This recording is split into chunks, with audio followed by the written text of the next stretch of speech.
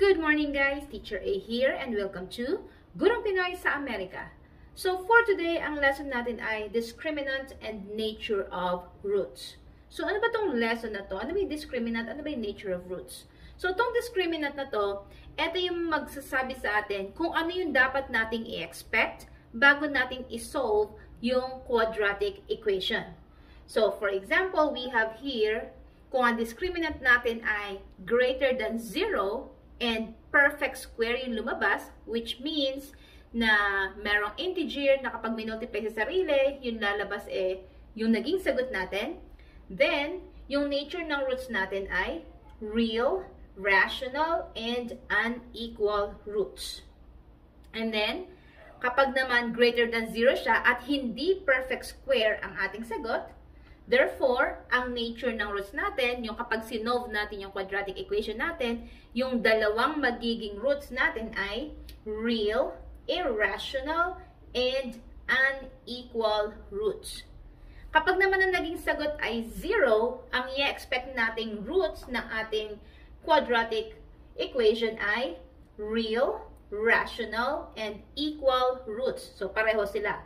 Usually, lumalabas to kapag ang given natin ay perfect trinomial. And then, kapag naman ang discriminant natin ay less than 0, or which means after i-solve, ang naging sagot ay negative, then there is no real roots. So, yung ating magiging roots ay mga imaginary. Okay? So, paano ba yon? Simulan na natin sa ating example number 1. So, ang given natin ay x squared plus 11x plus 30 is equal to 0. So, yung first step natin, make sure na naka-equate sa 0 yung ating equation. Or, nasa standard form, which is ax squared plus bx plus c equals 0. Okay? So, that's the first step. Second step, i-identify natin ang ating A, B, and C. So, yung A, ito yung coefficient ni x squared. So, may nakikita pa tayong number dito. So, wala. That means si A natin ay 1. Okay? B, yung kasama ni x, coefficient ni x, sa given, that's 11. And then C, yung ating constant, walang x, number lang, that's 30. Okay? So, that's our second step. Third step, i-write down natin ang ating formula. So, discriminant is equal to b squared minus 4ac. So, ganun lang kasimple yung third step. Dapat tandaan natin yung formula. Third step, i-plug in natin or i-substitute yung mga values ng a, b, and c dito sa ating formula. So, we have here b squared, that's 11. So, 11 squared. And then minus 4, nasa formula na siya, times a, which is 1, times c, that's 30. There. And then, fifth step, isolve na natin siya. So, we have here 11 squared. So, 11 times 11 is 121. And then, minus 4 times 1 is 4, times 3 is 120.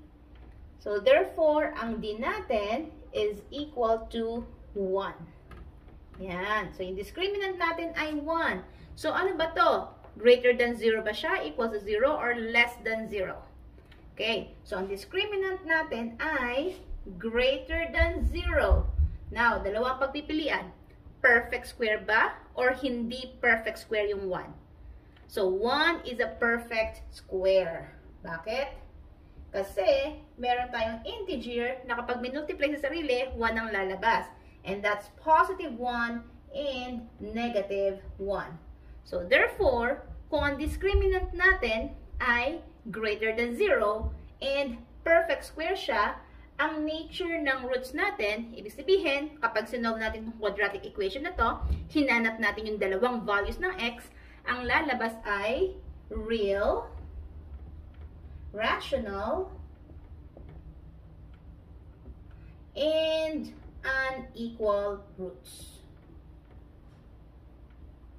Yan. So, yun ang nature ng ating roots. Okay? Given this discriminant.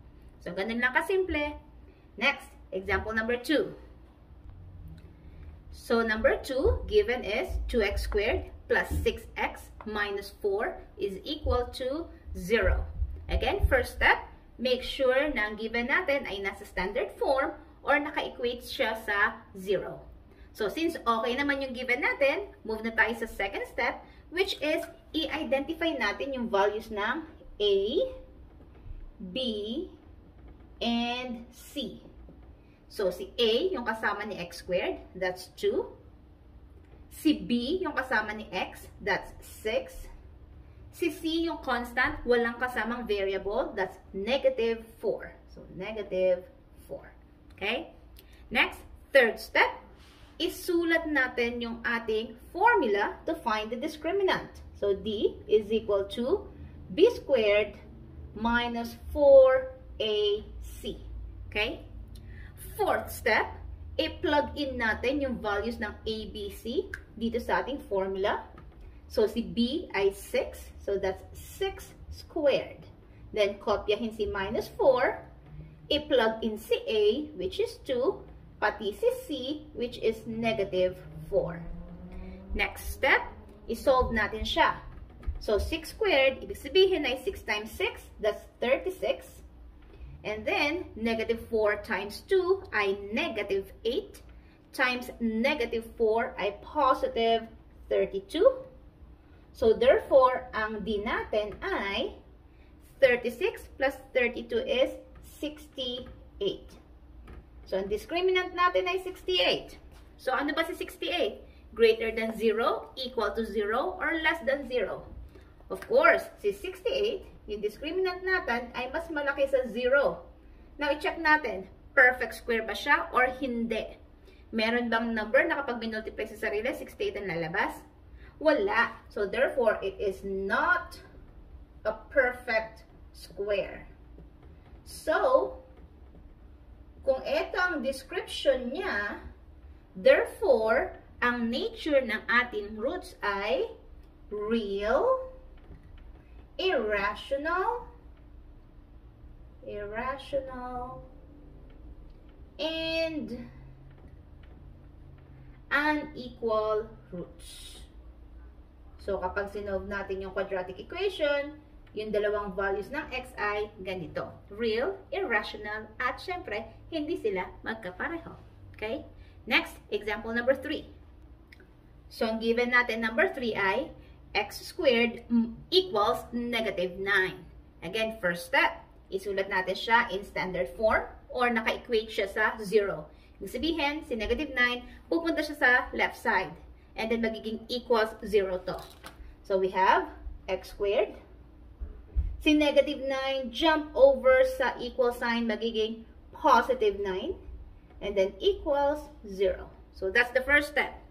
Second step, i-identify natin yung values ni A, ni B, at ni C.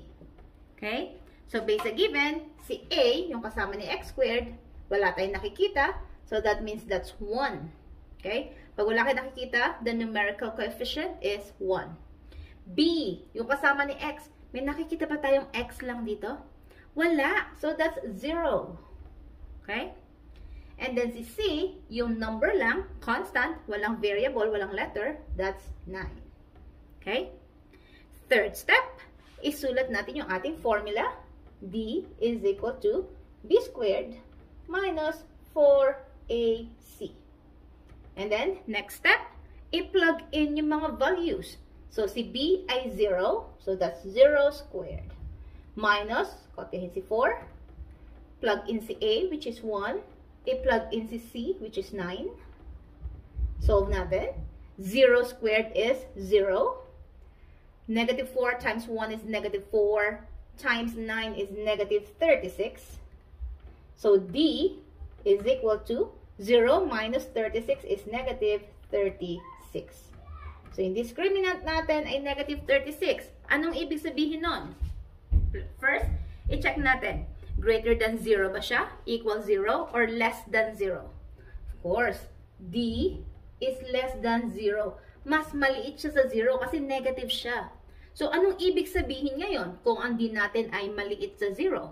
So, therefore, ang nature ng roots natin ay no real roots. So, ibig sabihin, kapag sinove natin to, yung x squared equals negative 9, hinanap natin yung values ng x niya, ang lalabas ay mga imaginary numbers. Okay? So, move na tayo sa ating last example. So, ang given natin ay x squared plus 10x equals negative 25. Again, first step, sulat natin sa standard form or naka-equate siya sa 0. So, we have here x squared plus 10x. Si negative 25, patalunin natin sa ating equal sign, magiging positive 25. And then equals 0. Okay? Next step, identify the values of A, B, and C. So again, si A kasama ni x squared. Wala tayong nakikita. So that means that's 1. B kasama ni x, that's 10. And C, yung wala kasama, constant number, yung constant term, which is number lang, that's 25. Okay? Third step, isulat natin ang ating formula. D equals B squared minus 4AC. And then after that, i-plug in yung mga values ni ABC. Si B ay 10 squared minus, copy si 4, times si A, times si C. Then after that, solve na natin. 10 squared, so 10 times 10 is 100. And then, negative 4 times 1 ay negative 4 times 25 is negative 100. Solve natin to. 100 minus 100 is equal to 0. So, yung discriminant natin is equal to 0. Mapapansin nyo, actually, na lalabas ang 0 kapag ang given natin ay perfect square trinomial. Okay? So, anong ibig sabihin ngayon? Kung ang d natin, ang discriminant natin is equal to 0. Ano ang mga roots natin? So, ang roots natin ay real, rational, and equal roots. So, yung values ng x natin ay pareho. Okay? So, that's it. Kung nakatulong ang aking video sa inyong module, kindly give me a like. And please, kung hindi pa kayo member ng ating community, kindly subscribe para updated kayo sa ating mga tutorial videos. Okay? See you on my next video. Paalam!